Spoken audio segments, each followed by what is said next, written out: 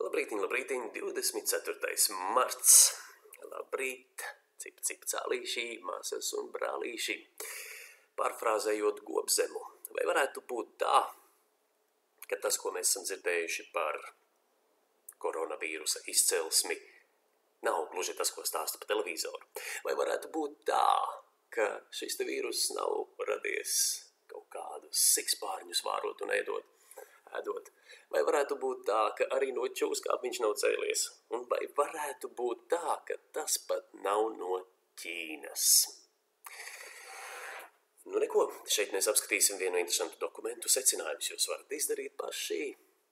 Vēl labāk izprintējiet šo te pirmo lapas pusi, un ja nu gadījumā kāds jums pārmet to, ka nesat ievērojuši sociālo distancēšanos, vai gadījumā grib vēl uzlikt soda naudu, tad šo te patenta pirmo lapas pusi pilnīgi noteikti varat likt priekšā vai likt savā administratīvās tiesas lietā.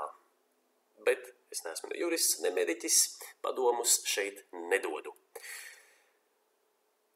Bet, ja jums ir iespēja šo te dokumentu padot tālāk tautās, kā saka, iesniegt vajadzīgajām iestādēm, izskatās, vai varētu būt tā, kā saka Gobzems, ka veselības ministrei un infektoloģijas centrā nevienam nav nemazākās nojausmas, no kurienes šis te vīrus nāk. Šeit viss ir aprakstīts. Šajā dokumentā ir aprakstīts, no kurienes viņš nāk, kā viņš ir lietojams, un droši vien arī pietiekami daudz medicīniskās informācijas var izlobīt, ko tad darīt ar tiem, kas varbūt ir saslimuši.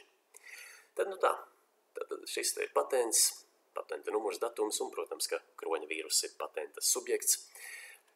Pirmajā lapas pusē mums ir patenta abstrakts, tātad kopsavilkums, kur tiek pateikts, ka šis te izgudrojums, the present invention provides a live attenuated coronavirus, comprising a variant replicase gene encoding polyproteins comprising a mutual in one or more of non-structural proteins. Ļoti daudz sarežģītu vārdu, bet jebkurā gadījumā mums ir proteīnu uzskaitījums 10, 14, 15, 16. Es varētu piebilst, ka droši vien 19 arī ir no šīs te paša proteīnu sugas vai kategorijas, vienkārši viens cits savienojums. Bet nu tas būtu mans pieņēmums, neko par to nezinu. The coronavirus may be used as a vaccine for treating and or preventing a disease such as infectious bronchitis in a subject. Tātad vēlreiz. Coronavirus may be used as a vaccine for treating and or preventing a disease such as infectious bronchitis.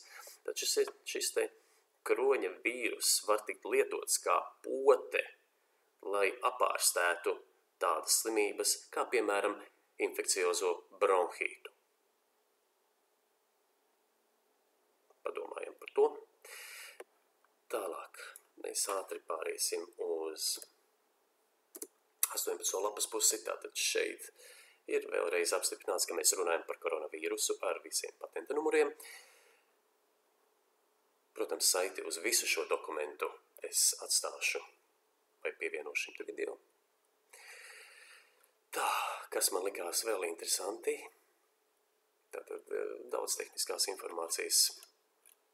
Tātad, kur ir detailed description. The present invention provides a coronavirus comprising, un tad ir sīks apraksts, kas tad ir koronavīrus, kādi viņi ir, kādas ir kategorijas, lūk, kādas ir iespējamās slimības, komplikācijas un tā tālāk. Vārdu sakot, pētījumu lauks pavarās diezgan plašs visiem interesantiem. Vēlreiz saku, padodiet šo video tālāk. Izprintējiet, iesniedziet Veselības aizsardzības ministrijā, iesniedziet daktariem, kas runā, piezvaniet uz televīziju, ja jums ir iespēja, vai ja jūs strādājat televīzijā, noteikti par šo ziņojiet plašākai auditorijai, lai nebūtu nekādu šaubu, kur kas ir radies, lai nebūtu nekādas dezas par to, cik bīstams tas ir, un visādi citādi.